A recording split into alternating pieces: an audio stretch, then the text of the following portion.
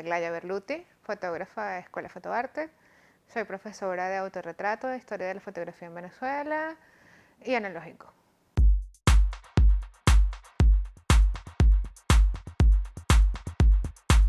La fotografía puede definirse de muchas formas, pero yo siempre prefiero que sea a partir del arte, porque somos un arte. La fotografía es la capacidad de estructurar un lenguaje visual que pueda reflejar la realidad y de manera subjetiva. Cada fotógrafo es un artista y utiliza la cámara como una herramienta. Entonces, yo creo que la mejor forma de definir la fotografía es como el arte de la mirada subjetiva hacia la realidad que te rodea.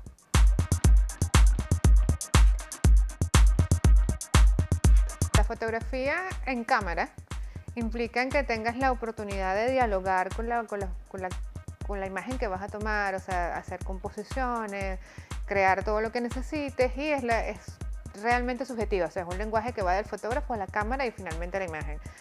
La fotografía de cine interactúa y conversa con el resto de la expresión de la película, o sea, la película va a tener la fotografía que mejore y además acentúe el lenguaje del guión y sobre todo la historia que se está contando. Por ese motivo hay películas muy luminosas, muy radiantes, películas muy oscuras, películas con tonalidades magentas, como por ejemplo Mad Max. Mad Max no funcionaría de la misma forma sin todas las tonalidades que utiliza, o incluso en blanco y negro, ¿no? Entonces es un ejemplo que yo siempre pongo, que sí, la fotografía de cine interactúa, conversa y se vincula directamente al guión y sobre todo a la visión del director.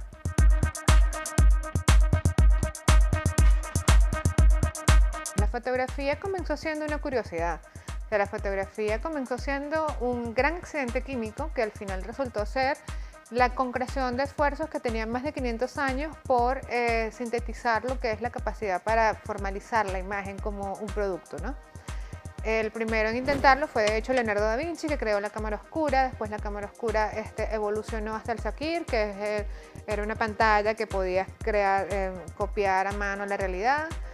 Y bueno, finalmente Kodak Eastman y Lapierre crearon todo lo que es la fotografía como proceso dentro de cámara. Entonces, ¿qué ocurre? De lo analógico a lo digital y de lo que es la fotografía experimental al arte hay un gran trecho. Por ejemplo, la fotografía comenzó siendo una gran deudora de todo lo que es el arte, el óleo, y finalmente se desembarazó de cualquier tipo de influencia artística para crear un lenguaje propio. La fotografía empezó siendo pictorialismo, que es cuando se utilizaban técnicas pictóricas para crear una fotografía, y eventualmente evolucionó a ser un lenguaje por sí mismo. En 1940 la fotografía dejó definitivamente atrás cualquier tipo de referencia y se convirtió en un hecho documental, que es cuando vemos que, bueno, Robert Capa y todos los fotógrafos clásicos, Dorothea Lange, que tomaron la fotografía como reflejo de la realidad inmediata, que es el principal objetivo de la fotografía, pero no el único.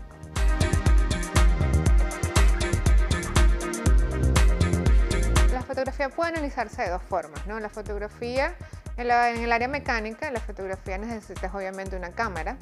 La cámara es una estructura mecanizada, construida específicamente para favorecer la captación de la imagen.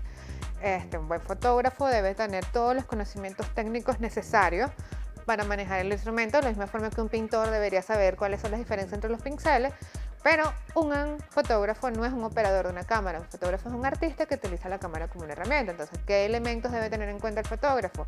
Desde su capacidad de abstracción artística, sus referencias, todo lo que es el lenguaje digital y el lenguaje visual construido como una conversación de imágenes hacia la forma en cómo interpretas la realidad, ¿no?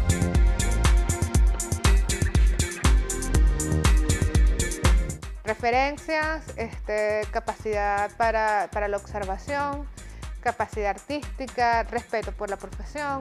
No hablo de un respeto en el sentido moral o ético, sino la capacidad de comprender que lo que estás traduciendo en imágenes es parte de tu lenguaje. El lenguaje es la forma como se expresa la fotografía como un todo, ¿no?